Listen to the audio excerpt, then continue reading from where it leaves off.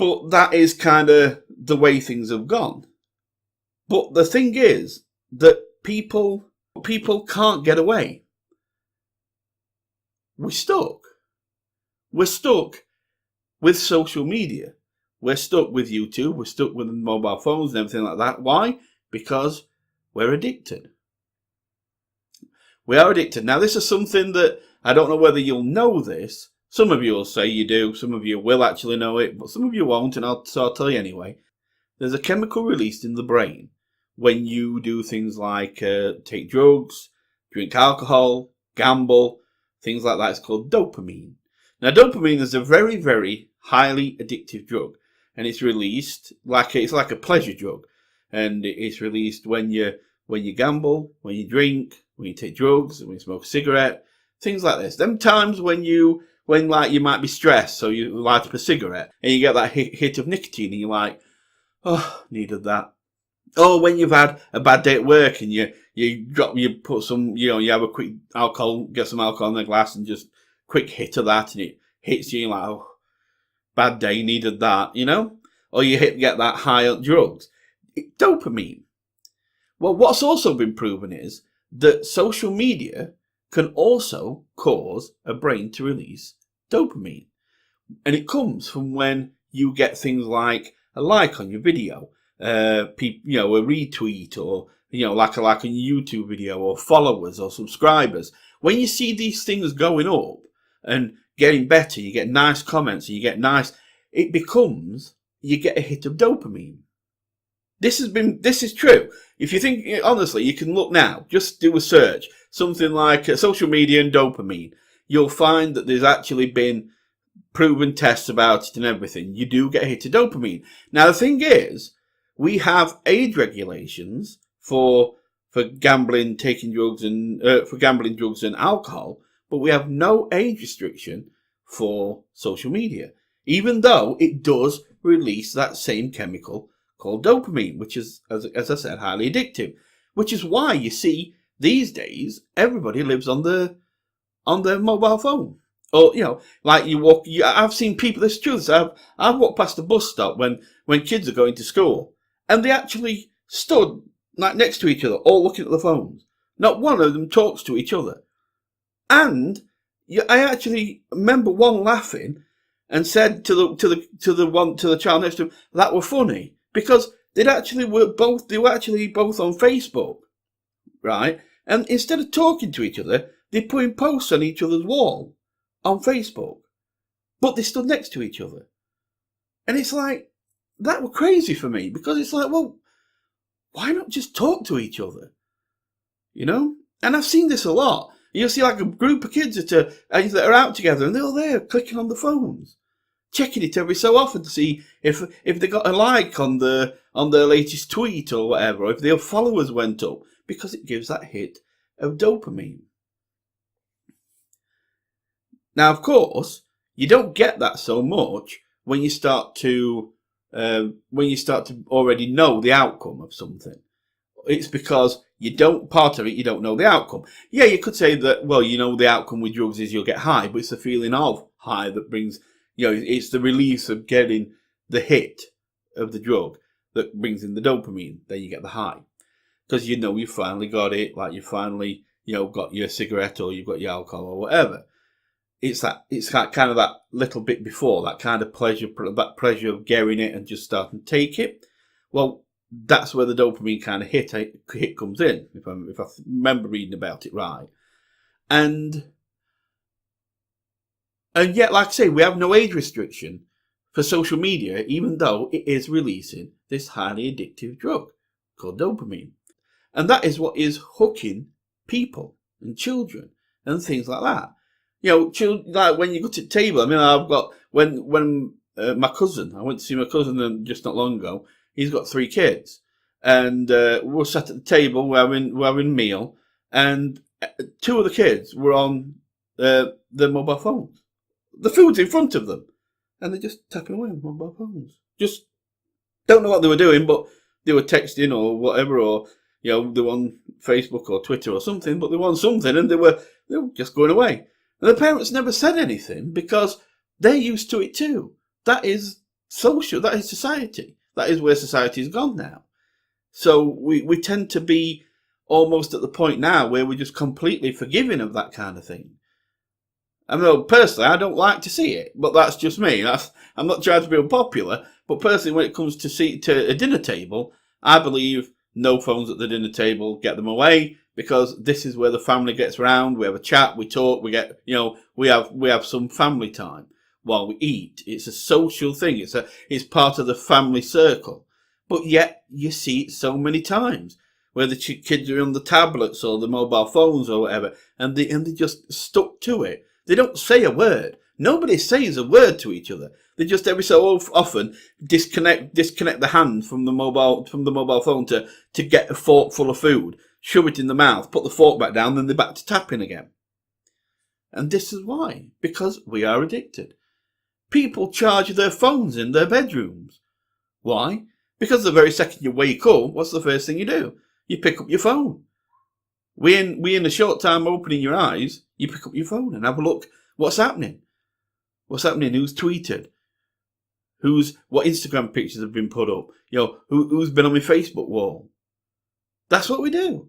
Some people will even look at the phone before they talk to their boyfriend, girlfriend, or spouse in the morning. They'll look at the phone first. It's crazy how society has become when it comes to social media. We are so closed off, and everything is so convenient. Look at, say, it's like shopping, for example. You don't have to work for anything. You don't have to go into a shop and look anymore. You can go to Amazon. Go to Amazon, look round, pick what you want, pay for it over online, gets delivered to your door. So convenient.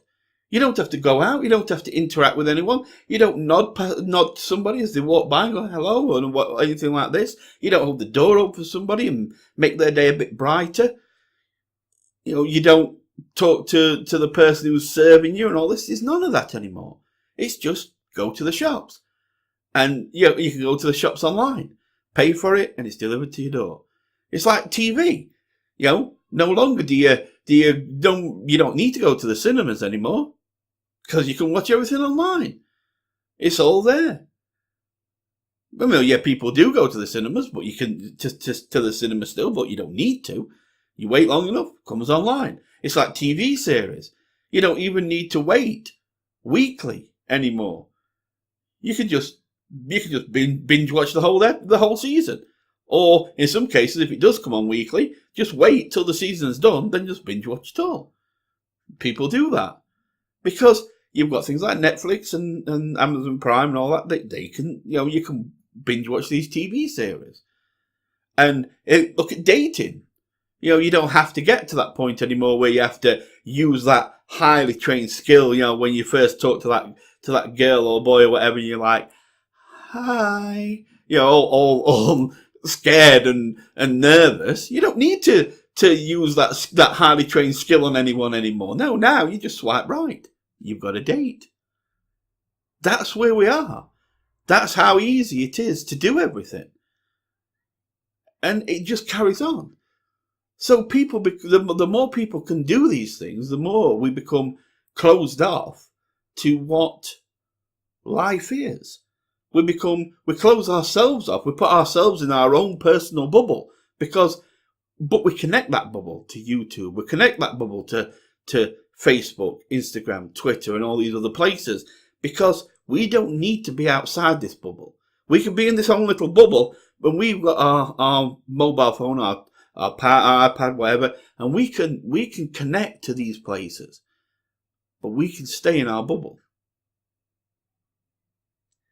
And I find that to be a worrying thing because by design, humans need to socialize. We do best when we socialize, when we are talking to people, when we are communicating. But social media and how we get these releases of dopamine at certain times and that, it's really made it so the addiction to social media is making us more and more closed off as we go. I mean, don't get me wrong. I'm not trying to say that we should get rid of social media. That's stupid. As I've already said, there has been some really good things that it's done. For charity and all those kind of things. There's been some amazing things that's happened because of this. But what I'm saying is that gambling, for example, is not bad for you. Too much gambling can be destructive on your friendships, family, on your wallet, on all that kind of thing. It can be terrible.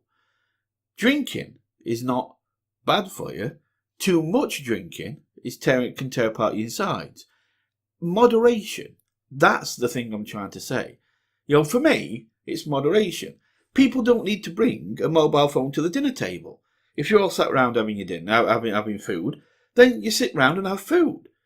The world isn't going to fall apart if you haven't got your mobile phone with you, because it's still going to keep going and it's still be there when you've finished, so that then you can go and look at it then. But when it's family time, why not enjoy family time rather than sat looking at your phone all the time? I don't think you need it in your bedroom when it's when you go to bed at night. I don't see why you can't charge it downstairs when you go to bed. Why do you need it in your bedroom? The world ain't gonna fall apart from the time that you wake up to the time you get downstairs to have a look at it. But that's it. It's just basically moderation. That's what I'm trying to say. Even if we look at it from a business point of view, you don't need a mobile phone in a business meeting. If you're going to a business meeting, leave your mobile phone out of it. You shouldn't be looking at your mobile phone if you're in a business meeting. These are things that I'm just saying that there's a moderation to. And I just think that, in a way, because I do it myself. I'll be honest with you. I do actually moderate myself. I admit there were times I didn't. Early on, when I was doing videos, I didn't. I was living basically on doing videos. I was doing a couple of videos a day sometimes. So I basically lived on YouTube. But it's like for a while now, for a good couple of years, I've moderated myself a lot, which is why sometimes I haven't had videos out every day, because I've wanted to take a break from it or step away from it. And when I sit at the dinner table, I never take my mobile phone there. When I go to bed, I always leave my mobile. If I'm charging my phone, I always leave it downstairs. I always talk to anybody and everybody before I actually pick my phone up. Say good morning and everything, or good night and everything. I never really lose. But even then, I suppose I'm not amazingly social. Even with that, I still tend to spend a lot of time online. But, as I said, at the end of the day, I just think that moderation is the key to making it better, making people talk a bit more, be more social, because we are losing it. We do lose that. It's like you can. Well, I remember when I were a child. I remember the park used to be full of other kids. We'd be playing cricket, football, and all sorts of games. Somebody whacking a golf ball through and all that kind of thing. And we'd be in the park. It'd be a nice warm day. Everybody's in, and you never found a problem getting a full team. Well, somebody take a football in. Literally within minutes, you've got people coming up from the bottom of the village and top of the village, and before you know it, you've got like about 18, 20 kids there all playing football. And we used to play for hours. Now because I live really near a park, literally about 100 yards away, and I can see the park from my house. And I look in the park and it's usually empty. It'll be a warm day, really warm day. It's empty. There'll be hardly anybody in. We used to go on bike rides and all that kind of stuff. You don't see that now. Every so often you'll see some kids on the street I live on, or you'll see them. Or you will see a few kids in park and running around every so often. But usually, no, there's nobody around. It's like a ghost town. Yet you couldn't keep us in. When I was a child, you couldn't keep us in the house. We were always out. We'd be running around in park even when it were raining, because we just wanted to be out of the house. I look at that quite fondly, and I just think that that's a shame that seems to be, to some extent, lost. So, it plays on my mind a bit. But as I say, moderation. I'm not trying to say get rid of the internet. So before somebody comes back with, yeah, but the internet's done this and the internet's done that and you don't know what you're talking about. No, I'm not saying get rid of it. Okay? I'm not saying that. I'm saying moderation. There's nothing wrong with moderation for just about anything. Most things are good, but too much of something can be bad. And I just think that is for social media too. You know, we see it in where, like, when kids are playing Fortnite. Where there were a story in news where a little girl, well, I think she was about 9, 10, something like that. I think 8, 9, 10, something like that. She was playing Fortnite. She didn't want to stop playing, but she wanted to go to the toilet, so she sat there and pissed herself. I mean, yeah, when usually after you're potty trained, even as a young child, you start to get the thing where if you wet yourself, you start to feel shame and things like that. And as you get older, you get even more shame if you wet yourself. This girl just sit there and willingly pisses herself because she doesn't want to stop playing Fortnite. You know, I'm not blaming Fortnite. That's not me blaming Fortnite. I'm just trying to point out that there's that kind of addiction out there. And yes, Fortnite is part of a dopamine addiction that gives it too. That winning feeling, that hit of dopamine, keeps you coming back. The addiction's strong. But the point is that too much of these things can be really bad. And I just think that it should be moderated. Just like, as I said, we have moderation. We have limits to drugs, alcohol, and gambling. We should also be watching something like this because of that same kind of dopamine release. Anyway, that's just my thoughts on that.